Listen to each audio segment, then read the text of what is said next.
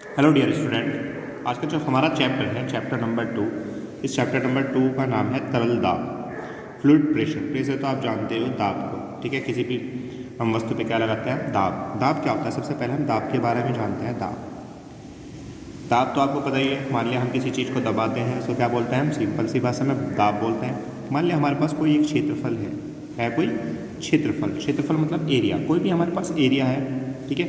उस पर क्या लगा रहे हैं हम, बल लगा रहे हैं। उस पर क्या लगा रहे हैं, बल। यही क्या कहलाता है, हमारा दाब। तो दाब को हम रिप्रेजेंट करते हैं पी से। इसका जो फॉर्मूला होता है F/A। इसका मतलब क्या है, एकांक क्षेत्रफल पर लगने वाले बल को हम क्या कहते हैं, दाब, प्रेशर कहते हैं, ठीक है।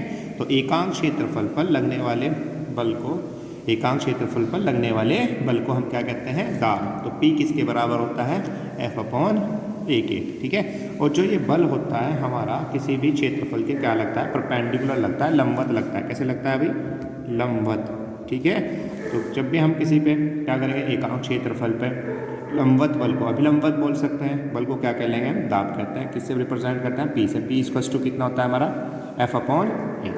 जो दाब का जो यूनिट होती है, बल की यूनिट कितनी होती है हमारी, न्यूटन।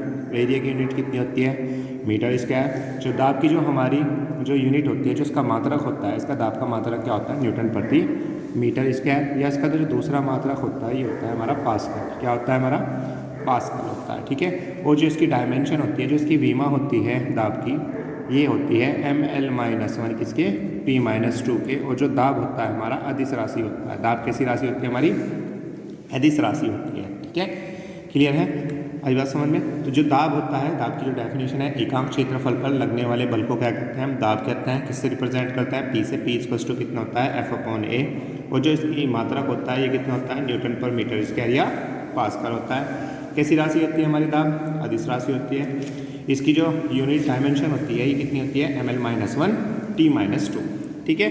अगर हाँ हम क्या कहते हैं कि जो क्षेत्रफल है बहुत ही सूक्ष्म है, बहुत ही क्या है, सूक्ष्म, बहुत ही छोटा क्षेत्रफल है, बहुत ही स्मॉल। मतलब जो हमारा डेल्टा ए है, टेंस किसको कर रहा है, 0 को टेंस कर रहा है। तब हमारा जो बल है वो भी कितना लगाना पड़ेगा हमें, बहुत सूक्ष्म। तो कार्यरत जो बल होगा वो भी क्या होगा, बहुत ही स्मॉल होगा या नहीं।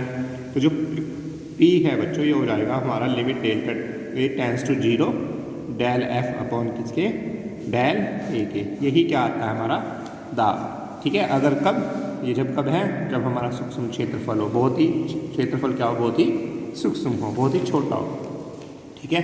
आज बात समझ में। तो तुम्हें पता है दाब के, तुम कुछ फॉर्मूले याद होते हैं, जो तुम्हें पता ही है, ठीक है। अब हम कुछ उदाहरण भी देख लेते हैं, कुछ अनुप्रयोग भी देख लेते हैं दाब के। जैसे हमारे पास क्या होता है, चाकू।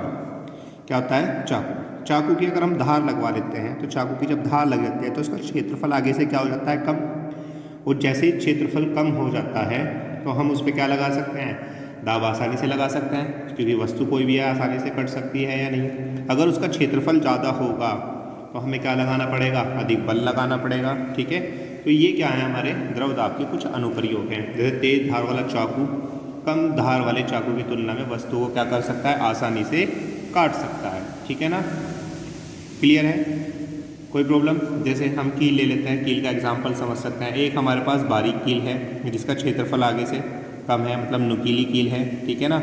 और एक हमारे पास क्या है, मोटी कील है जिसका क्षेत्रफल क्या है, ज़्यादा है, ठीक है। हम किसको आसानी से दीवार में गाड़ सकते हैं, ठीक है। तो जो हमारी जो कील हो गई, इसको हम आसानी से गाड़ नहीं सकते, क्योंकि इसका जो क्षेत्रफल होता है, इसका क्षेत्रफल क्या होता है हमारा, ज़्यादा क्षेत्रफल होता है। इसका क्षेत्रफल क्या होता है, ज़्यादा है। जबकि जो बारीक कील होती है, नुकीली कील होती है, इसका क्षेत्रफल क्या होता है, कम होता है। और जबकि जो मोटी कील होती है, इसका क्षेत्रफल क्या होगा, आगे से ज़्यादा। तो जो हमारा जिसका क्षेत्रफल आगे से कम है, उस पर हम क्या लगा सकते हैं, आसानी से बल लगा के इसको दाब लगा सकते हैं, ठीक है ना।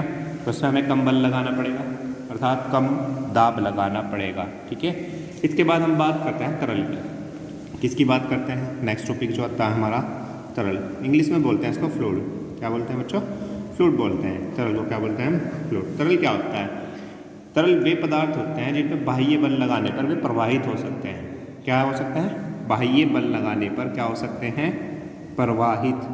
बाह्य बल लगाने पर, कौन सा बल लगाने पर, बाह्य बल लगाने पर क्या हो सकते हैं हमारे, प्रवाहित हो सकते हैं। क्या कहलाते हैं, फ्लूइड कहलाते हैं। जैसे द्रव हो गया, कोई भी द्रव, गैस होगी, द्रव तथा गैस हमारे क्या कहलाते हैं?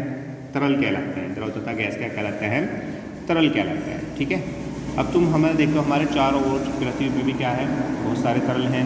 हमारी परतों का क्या एक आवरण जो जिसे क्या कहते हैं? वायुमंडल कहते हैं। इसमें भी लगभग 2/3, कितना तिहाई? 2/3 हमारा क्या होता है? जल है हमारे वायुमंडल में। ठीक है, आई बात समझ में? तो ये हमारा जो तरल होते हैं सिर्फ क्या होता है? द्रव और गैस, जिन पर हम दाब लगाने पर इनको क्या कर सकते हैं? प्रवाहित कर सकते हैं। ठीक है, जैसे हमारा एग्जाम्पल देख लीजिए आप, काफ़ी एग्जाम्पल होते हैं इस तरह के। बर्फ़ है, बर्फ़ को हम क्या कर सकते हैं? पिघला सकते हैं दाब लगाकर। ठीक है, तरल में हम इसको चैन कर सकते हैं नहीं। ठीक है, इसी तरह गैस प्रवाहित हो जाती है दाब लगाने पर। इसके बाद हमारा एक टॉपिक आता है प्रणव। क्या आता है? प्रणव। इंग्लिश में बोलते हैं इसको थ्रस्ट, THRUST। इंग्लिश में इसको क्या बोलते हैं? थ्रस्ट। ठीक है, तो तरल क्या होता है?